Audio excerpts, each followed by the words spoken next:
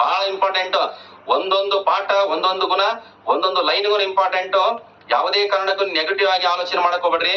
ನಾವು ಸೆಲೆಕ್ಷನ್ ಆಗೇ ಆಗ್ತೀವಿ ಅಂದ್ಗೆಸೆ ಮನೆ ಪರಿಸ್ಥಿತಿ ನೀವು ಪಡುವಂತ ಕಷ್ಟ.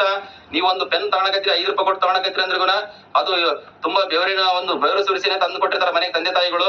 ಅದನ್ನ ಯಾವುದೇ ಕಾರಣಕ್ಕೂ ವೇಸ್ಟ್ ಮಾಡಕ್ ಹೋಗ್ಬಾರ್ದು. ಓದ್ಬೇಕು, ಬರೇ 12 ಗಂಟೆ 1 ಗಂಟೆ ತನ ಸ್ಟಡಿ ಮಾಡಿ, ಬೆಳಗ್ಗೆ 4 ಗಂಟೆಗೆ ಎದ್ದೇಳ್ರಿ, ರನ್ನಿಂಗ್ ಓಡ್ರಿ, ಫುಲ್ ಓದೋದು ಬರೆಯೋದು ಮಾಡ್ರಿ. ಆಟೋಮೆಟಿಕ್ ಆಗಿ ನೀವು ಸೆಲೆಕ್ಷನ್ ಆಗ್ತೀರಿ.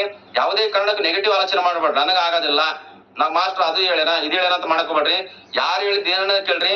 ನಾನ್ ಹೇಳಿದ್ ಪರ್ಫೆಕ್ಟ್ ಆಗಿ ಮೊದ್ಲು ತಿಳ್ಕೊಳ್ಳೋದ್ ಕಲೀರಿ. ಬಹಳ ಇಂಪಾರ್ಟೆಂಟ್ ಇದೆ ಹಣಕಾಸು ಮಸೂದೆ.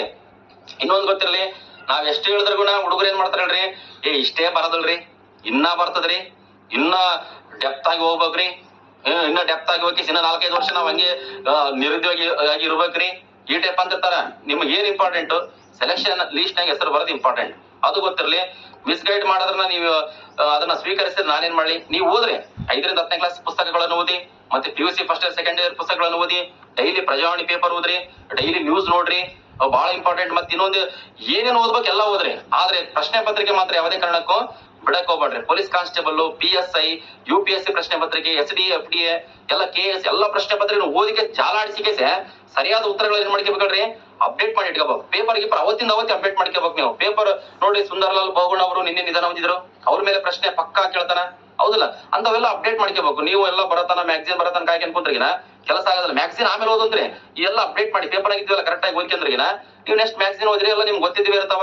ನಾ ಡೈಲಿ ನಮ್ ಟೆಲಿಗ್ರಾಮ್ ಗ್ರೂಪ್ ನಲ್ಲಿ ಹಾಕ್ತೀನಲ್ಲಪ್ಪ, ಎಲ್ಲ ಪೇಪರ್ ಫೋಟೋ ಹೊಡೆದು ಹಾಕ್ತೀನಿ. ಏನ್ ಇಂಪಾರ್ಟೆಂಟ್ ಇದೆ, ಏನ್ ಓದ್ಕೋಬೇಕು, ಏನ್ ಓದ್ಕೋಬಾರ್ದಂಗೆ ಫೋಟೋ ಹೊಡೆದು ಹಾಕ್ತೀನಿ. ಅಷ್ಟ ನೀವ್ ಏನ್ ಮಾಡ್ಬೇಕು ಹೇಳ್ರಿ, ಓದ್ಬೇಕು. ನೀವು ಸ್ಪೋರ್ಟ್ಸ್ ಸಂಬಂಧಪಟ್ಟಂತೆ ಮಾಹಿತಿ, ಇಲ್ಲಾಂದ್ರೆ ಯಾವ್ದಾರ ಶೃಂಗಸಭೆಗಳಾಗಿರ್ಬೋದು, ಏನೇ ಇರ್ಲಿ ಒಟ್ಟ ಪರ್ಫೆಕ್ಟ್ ಆಗಿ ತಿಳ್ಕೊಬೇಕು. ನೀವು ಒಂದು ಪೇಪರ್ ನ ಓದ್ಬೇಕಂತಂದ್ರಗಿನ ಅದೊಂದು ಕಲೆ, ಎಲ್ಲರಿಗೂ ಬರೋದಿಲ್ಲ, ಒಂದಿನ ಕಲಸಮಂತ.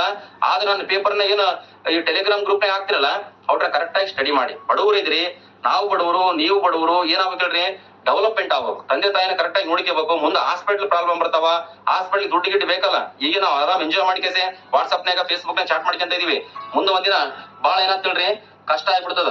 ಅತ್ಯಂತ ಇಂಪಾರ್ಟೆಂಟ್. ಅದಕ್ಕೆ ಕರೆಕ್ಟ್ ಆಗಿ ಕಲೀರಿ. ನಿಮ್ಗೆ ಕಲಸಕ್ ನಾನು ಐದೀನಿ, ಕಲಿಯಕ್ ನೀವು ರೆಡಿ ಇರ್ಬೇಕು ಅಷ್ಟೇ.